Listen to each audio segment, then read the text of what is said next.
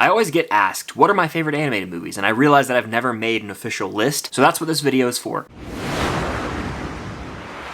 What's going on, guys? I'm Chris and welcome back to another video. So today I'm going through my top 10 favorite animated movies of all time. Before I give you guys my list though, hit that like button, comment down below your favorite animated movies of all time, and of course subscribe and hit that notification bell to help me reach my goal of 75,000 subscribers here on the channel. It would mean a lot. Without further ado, let's talk about my all-time favorite animated movies. So coming in at number 10 on this list is going to be Disney's Aladdin. This movie came out during the Disney Renaissance where every single movie was pretty much a banger, and to this day I'm comfortable in saying it might just have the best soundtrack out of any Disney film. Robin Williams gave perhaps the greatest voice acting performance ever as Genie. I mean, this was truly masterful, and he's hilarious in the movie, the way that he was able to just run wild with all these different impressions and quotes. It really is something else. And it's just one of those feel-good Disney movies. You've got Jafar as the main villain, who is terrifying. And this is one of those Disney movies that when I was younger and would watch it, there'd be multiple moments that would just like freak me out and I would get like spooked by it. And it's still one of those soundtracks I can listen to in my car and sing along with. It's one of those all-time Disney flicks, and for some reason I never got around to the live action remake. Let me know if it's worth watching down below. At number 9 on my list is a movie that's probably way higher on most of your lists. Spider-Man Into the Spider-Verse. Now I adore this movie. I remember seeing it in theaters and just being so shocked at how great it truly was. I was very skeptical of an animated Spider-Man film detached from like Tom Holland's films at the time. I was like, what are we doing here? But the movie truly surprised me as it was able to tell this coming of age story with Miles Morales, and of course we got Peter B. Parker, Gwen, a slew of villains in this movie, and at the end of the day, a really powerful story. Miles is so easy to root for. It's really fascinating watching all these variants interact on screen together, but the animation style itself is unlike anything else we see. It actually looks like a comic book, which was the intention of the animation, where everything looks like you're almost flipping through a comic book, and it's so vibrant, pops out of the screen when you're watching it, and it's really one of a kind in terms of animation nowadays. Now, I've seen this movie a handful of times, but it has been a few years since my last rewatch, so I'm due, especially with the new film coming out literally in June. I'll rewatch Into the Spider-Verse prior to Across the Spider-Verse for sure, and after that rewatch, I may even want to bump Into the Spider-Verse up on my list. But as of right now, I gotta put a lot of these movies above it, just because they've sat with me longer, and I have maybe a little more nostalgia for them. At number 8 on my list is Up. We all talk about the first 10 to 15 minutes of this movie, but I feel like everyone forgets how great the rest of this film is. Adventure is out there. This movie always reminds me of that, and to live a life that I am fulfilled and happy with. Once you emotionally recover from the first 10 or 15 minutes, there really is a heartfelt adventure. And it's a beautiful film from Pixar with lovable side characters like Doug or Kevin. It's very quotable, and again, it just makes me feel so good inside. I love Up, and it probably helps that it's my girlfriend's favorite Pixar movie, so we love to watch together. Even though it emotionally damages both of us, it is a special, special movie. At number 7 on my list is The Incredibles, yet another Pixar movie, and you might as well get used to it because they just make some of the best animated films ever. The Incredibles is not only one of my favorite animated movies, but I would dare to argue it's one of the better superhero movies we've gotten this century. It's such a cool premise of this family where everyone has superpowers, but then the villain is really what makes this movie great in Syndrome. Early in the movie, we see this young kid who wants to be Mr. Incredible and looks up to him, and then as we see, his dreams are ultimately crushed, kind of like in Iron Man 3, and I know it's a trope we've seen many times in like the comic book superhero movie genre, but this one felt fresh. Yes, it's a movie made for kids, but it is on the mature side for Pixar with a lot of death in this movie, and the stakes are really felt. Frozone's an iconic side character voiced by Samuel L. Jackson, and it really plays out like a spy thriller more so than just a kid's animated movie, which makes it rewatchable to this day. Brad Bird directed it, and he did a damn fine job. It might have even landed him the Mission Impossible Ghost Protocol job years down the road. But The Incredibles is another one of those all-time great Pixar classics. They really had an unprecedented run in the 2000s. At number 6 on my list is the oldest movie on this list, The Jungle Book. And yes, I'm talking about the original Jungle Book film from the 1960s, a childhood favorite of mine. Sure, this might be a nostalgic pick, but I have so many fond memories of watching this movie growing up. At my grandparents' house, they had it on VHS, and I remember watching it there, but also singing along to The Simple Bare Necessities, forget about your worries and your strifes. Sorry, I'm tone deaf. But that song still resonates with me to this day. I mean, it's easy to get caught up in the stress of everyday life and overthinking every little situation and just letting anxiety fuel myself. Well, this song, in many ways, just says, just think of the simple things in life and you'll be happy. Wanna Be Like You is another slept-on Disney banger, and King Louie, that whole plotline I just love. But The Jungle Book's really just a simple story with some catchy tunes. It's got a feel-good vibe to it, and Shere Khan is one of the more menacing Disney villains. Like, he's truly terrifying. This is just one of those movies that I loved growing up, so it had to make this list. list. Getting into my top 5, we've got Toy Story, the movie that started it all for Pixar, and to this day is still one of their best movies. While the animation hasn't aged as well as a lot of their other films, it's still impressive to go back and watch this movie. It holds up. It's a really short and sweet movie. Like, I want to say the runtime's under an hour, 20 minutes. But it introduced the world to Woody and Buzz, and we see them go on this insane journey trying to get back to Andy, and ultimately them becoming friends by the end. It's filled with wonderful callbacks. It's such a smart kids movie, and just this premise is something that we all probably thought about as a kid. What are my toys doing when I'm not around? I myself had a big bucket of Star Wars toys in my basement, and I always wondered, are those things moving when I'm not around? This movie's legendary, and we all know it. At number 4 is Monsters, Inc., another one of those feel-good Pixar movies I watched all the time growing up. Mike and Sully are probably my favorite Pixar duo, and the movie is hilarious, and the premise alone is just so smart, powering this city off of children's screams. It's got tons of heart, it's quotable, the music slaps, and in true Pixar fashion, it pulls on the heartstrings near the end with that whole Boo storyline. And can we talk about Randall? Damn great Pixar villain. Monsters, Inc. had to be pretty high on this list. But now we're down to my top 3, and I talk about these movies a lot, specifically in live streams. People ask me what my favorite animated movies are. I always rattle off 2 or 3 movies, so you might know them, but the order you might be unsure of. So let's get into this thing with number 3, Toy Story 3. It's between Toy Story 3 and the next movie I'm going to talk about for my all-time favorite Pixar movie, but as I sit here recording this right now, Toy Story 3 lands at number 3. This was at the time the perfect send-off to these characters and the Toy Story universe. The ending of this movie emotionally shatters me as Andy goes off to college and accepts change in life, which is something that's very difficult for me to do.